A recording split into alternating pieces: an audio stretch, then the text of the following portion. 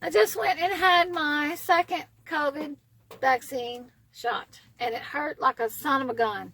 I don't know why this one hurts so bad, but it hurt. And it's already, my whole arm is already sore. And it's only been a couple hours. I don't feel bad. I mean, I feel okay. And they say the second shot, you run fever and all this kind of stuff happens. But I kind of set up for that at home, like if I need to kind of be in bed the next couple days. So I drug out my Tylenol and made extra ice and all that kind of stuff for myself. Anyway, I went and got Popeye's chicken for lunch, and I came to the park, and this is the park that I visited. I grew up right down the road, and this is the park I played in as a kid. And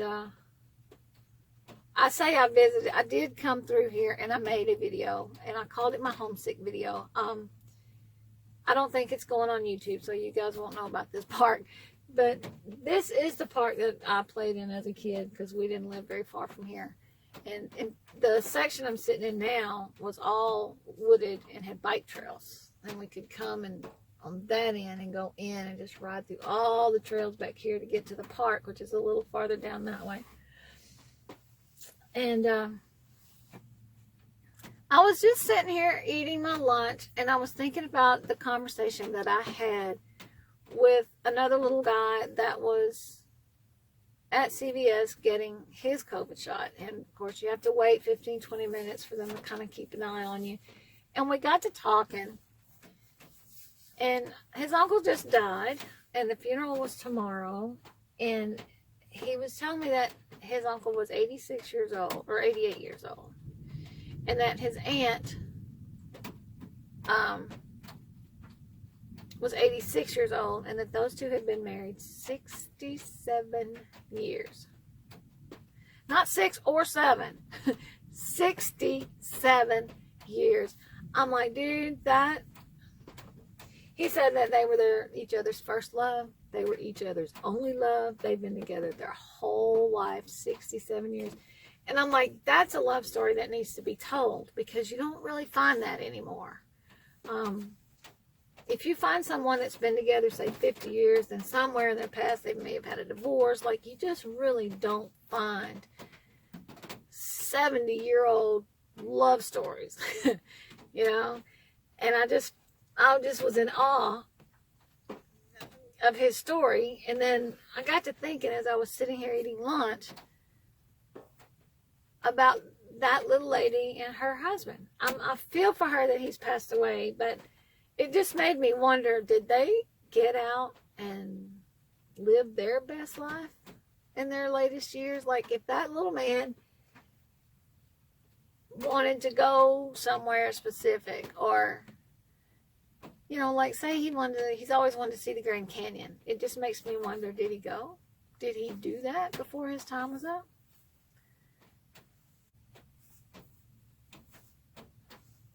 I know my head goes to weird places, but it's kind of like, that's what I'm trying to do. I'm going to go see some of the stuff that I want to see. I want to see, I don't know why, but I want to go to the Big Apple. I want to go to Times Square. I want to go to the park there. I just want, you know, even if I just walk through it for a minute, or just sit down on a bench and just look around for 10 or 15 minutes, get back in my car and leave, then that's good for me. I just want to go see it. It's just, I just want to do it.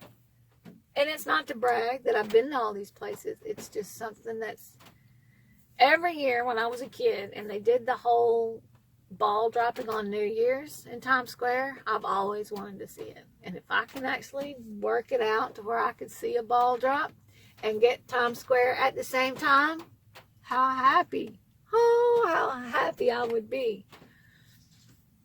And you can watch it on TV. It's what I've done every year my whole life. But to be there, the crowd, of course I'm going to hopefully by then have some anxiety issues taken care of. But if there's even a way I could stay in my car and just kind of just roll the windows down, I don't know.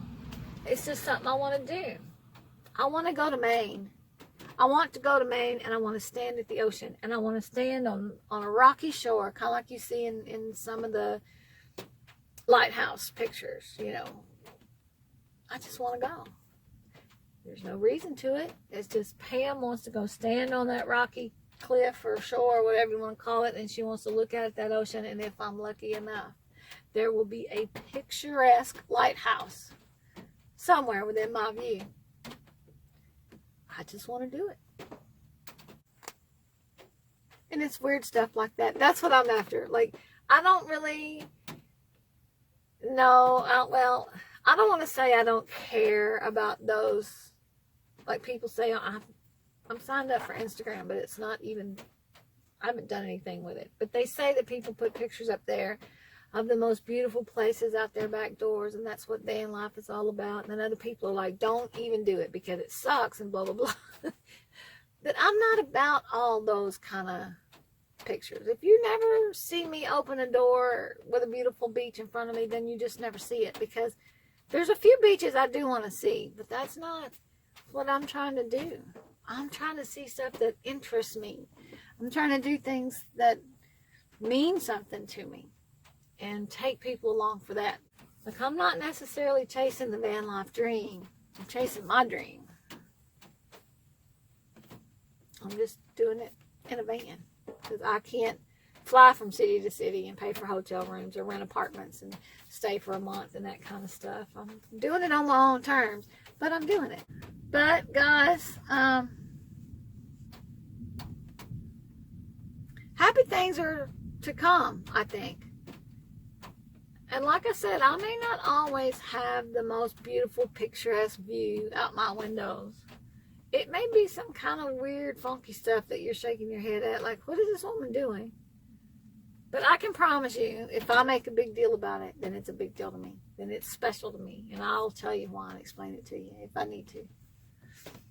But, in fact, when I was in Kenner, that little trip that I took to Kenner, I went down one road and they had these little sculptures in every block. And I'm like, oh, I wish I had my camera running. But there was cars behind me and there was roads or nowhere to park. It's like, I should turn around and go film that. And I thought, better yet, I should park the car and walk it. And so then I talked myself out of turning around and filming it. It's like, I'm going to come back. I'm going to come back and I'm going to walk. Ever how many blocks that was, I'm going to walk up one side and then cross and come up the other side, because he had all these beautiful like wire sculptures, and I think one scene was like kids, like they were walking across the road to the school, and they had their little lunch box. It was a beautiful, beautiful sculptures. And Kenner, Louisiana, on a back road somewhere, like you're going to the casino. I don't even remember where it is. But it was great. That's the kind of stuff that's going to stop me and be like, whoa, you know. Not necessarily a beautiful sunset on the beach. Not that I don't want to see any of those, because I definitely do. But there's beauty in lots of stuff. Lots of weird things. It doesn't have to just be beautiful landscapes and sunshine. So we're going to go find some of that stuff. And if you want to stick around and go with me, I'd appreciate it. So I think I'm going to go home now. I've had my shot. I've turned in my stuff at Lowe's. I went to Walmart. I've had lunch. I had a conversation with my new friends. Let's go home.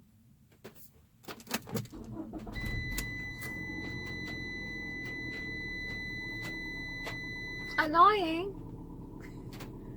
I'll see you guys on the next video.